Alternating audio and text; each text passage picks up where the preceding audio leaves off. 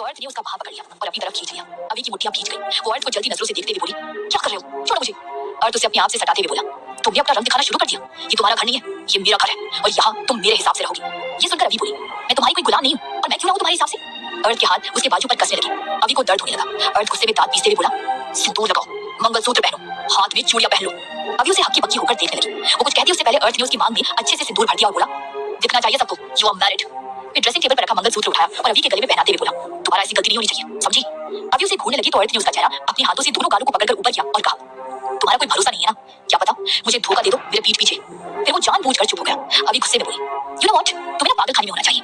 वो उसके हाथ को हटाने की कोशिश करने लगी तो अर्थ ने उसकी बाजू छोड़ी और कमर को कसकर पकड़ लिया और खुद से चिपका लिया। अभी उसकी हरकत से अनकंफर्टेबल हो गई। अर्थ बोला, मेरे साथ रिलेशन बनाने के बाद भी अनकंफर्टेबल मतलब मुझे ज्यादा मेहनत करनी पड़ेगी ताकि तुम जल्दी से प्रेग्नेंट हो जाओ और मुझे छोटा अहम मिल जाए और तुमसे पीछा छूट जाए। अभी खुद को उसे छुड़ाने की कोशिश करने लगी पर अर्थ की पकड़ बहुत मजबूत थी। अर्थ उसे अपनी बाहों में स्ट्रगल करते हुए देखकर खुश हो रहा था और फिर अचानक उसने अपनी होठ अभी के होठों पर रख दिया। अभी के होश उड़ गए। वो बर्फ की तरह जम सी गई और अर्थ उससे बहुत ही रफली अग्रेसिव होकर किस करने लगा। वो उसे डीप किस कर रहा था। बेचारी अभी, जिसका इन सबसे दूर दूर तक कोई रिश्ता नाता नहीं था, उसे सांस लेने में तकलीफ हो रही थी। वो झटपटाने लगी लेकिन अर्थ ने उसे नहीं छोड़ा। अभी का फेस गुस्से से लाल हो गया था। फाइनली कुछ देर बाद अर्थ ने अपनी किस खत्म की और उसे दूर होते ही अभी जल्दी जल्दी सांसें लेने लगी। वो लगभग बेहोश होने की कगार पर थी। अर्थ ये देखकर हैरान था। तभी पीछे से आवाज आई, सॉरी बट मैंने देख लिया। ये सुनकर दोनों चौंक गए और पीछे देखा। पीछे रूम के अंदर बिना नॉक किए आनित घुस आया था। वो बोला, आदत नहीं हुई ना, अगली बार ध्यान रखूंगा। सॉरी सॉरी, अब मैं चलता हूँ, आप लोगों की क्वालिटी टाइम खराब कर दिया। फिर वो बिना कुछ सुने भाग गया। अभी ने भी खुद को छुड़ा लिया और उसे दूर होकर उसे घूरने लगी। उसका चेहरा टमाटर की तरह लाल हो गया था और वो बहुत गुस्से में लग रही थी। अर्थ ने उसे इग्नोर किया और अपना कोट उठाया और पहनने लगा। फिर अपने आप को मिरर में देखने लगा। उसने 3 पीस बिजनेस ब्लैक सूट पहन रखा था। शर्ट के 2 बटन खुले थे जिससे उसका चेस्ट दिखाई दे रहा था। वो किसी सुपर मॉडल से कम नहीं लग रहा था। वो बिल्कुल परफेक्ट था। वो खुद को निहार रहा था। अभी ने बेमन से हाथों में बैंगल्स पहनी और लगड़ाते हुए रूम से बाहर निकली। वो स्टेयर्स के पास पहुंच गई और उतरने के लिए पैर रखा ही था कि किसी मजबूत बाहों ने उसे उठा लिया। अभी अचानक से होश में आई और हड़बड़ा कर देखा। अर्थ ने उसे उठा रखा था। वो मुस्कुराहट के साथ बोला, तुम क्या मुझे बुरा पति साबित करना चाहती हो। वो उतरने लगा। अभी बस उसे मन में गालियां दे रही थी। नीचे डाइनिंग टेबल पर सब उनका ही वेट कर रहे थे। देखकर वो लोग मुस्कुराए पर 2 लोग थे जो उन्हें घूर रहे थे। एक अर्थ की बुआ कोसी जी थी और दूसरी उनकी खूबसूरत बेटी राइमा थी। कोसी जी राइमा की शादी अर्थ से कराना चाहती थी और राइमा अर्थ के लिए पागल थी। वो दिखाती नहीं थी। वो बहुत ज्यादा गुस्से में थी। अंदर ही अंदर अभी से जल रही थी। अर्थ ने अभी को चेयर पर बिठाया। फिर दोनों ने सबको गुड मॉर्निंग विश किया। ओमकार बोले, बेटा अब तुम्हारा पैर कैसा है। अगर अर्थ अच्छे से ख्याल नहीं रख रहा है तो शिकायत कर सकती हो। ये सुनकर आनित बीच में ही बोला, बड़े पापा भाई परफेक्ट सन और परफेक्ट हस्बैंड है, दी मिस्टर परफेक्ट वन। अभी मन में बोली, शिकायत फिलहाल इस आदमी की सही जगह ये घर नहीं बल्कि पागल खाना है। फिर वो स्माइल करते हुए बोली, कंप्लेन करने जैसी बात नहीं है। ये कहते कहते चुप हो गई और बोली, आई मीन पापा।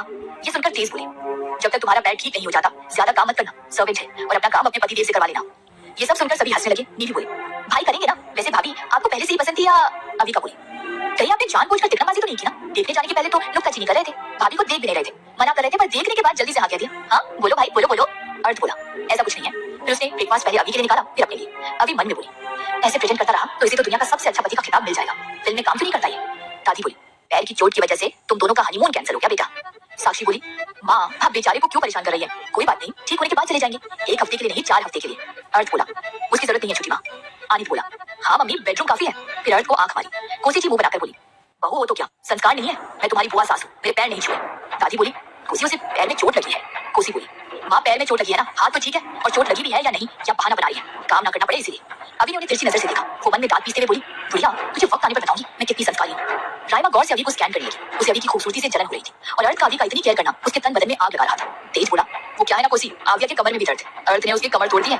कोसी चुप हो गई। वैसे बात सही थी, अभी के कमर में दर्द हो रहा था। अर्थ बेड पर बहुत बेराम था। कोसी चुप हो गई। सबने ब्रेकफास्ट किया। ओमकार जी बोली, बेटा आविया को भी ऑफिस विजिट कराने ले जाओ। सिया बोली, हाँ बेटा ये अच्छा रहेगा। कोसी जी बोली, वहाँ काम करेगा या फिर बीवी को गोद में उठाकर घूमेगा। अर्थ बोला, डोंट वरी बुआ, मेरी बीवी है, मैं जिंदगी भर भी उठाकर रखूंगा। अभी मन में बोली, तुम्हारी गोद में कौन लेना चाहता है। दादी बोली, चलो बेटा कम से कम तुम घर तो जल्दी आओगे, टाइम दोगे वरना बस काम काम। अर्थ कुछ नहीं बोला। फिर अभी को उठाया और अपने साथ ले गया।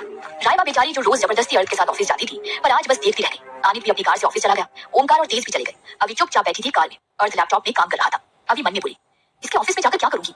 फिर उसने विंडो का कांच नीचे किया और बाहर झाँककर देखने लगी। बेचारी बोर हो रही थी। ऑफिस में अर्थ उसे अपने प्राइवेट दूसरे रास्ते से अपने प्राइवेट लिफ्ट से उसे अपने कैबिन में ले आया और उसे काउच पर पटकने ही वाला था कि उसका पीए नितिन उसे ग्रीट करते हुए बोला, गुड मॉर्निंग सर। अर्थ रुक गया और प्यार से अभी को काउच पर बिठाया। अभी ने कुछ नहीं कहा। उसे पता था वो अच्छा पति होने का नाटक कर रहा है। अर्थ बोला, मैडम के लिए चाय नाश्ता भिजवाओ। नितिन ने अभी को देखा। वो चौंक गया और बोला, यस सर, अंतरा मैडम आपका वेट कर रही है। अर्थ बोला, ओके।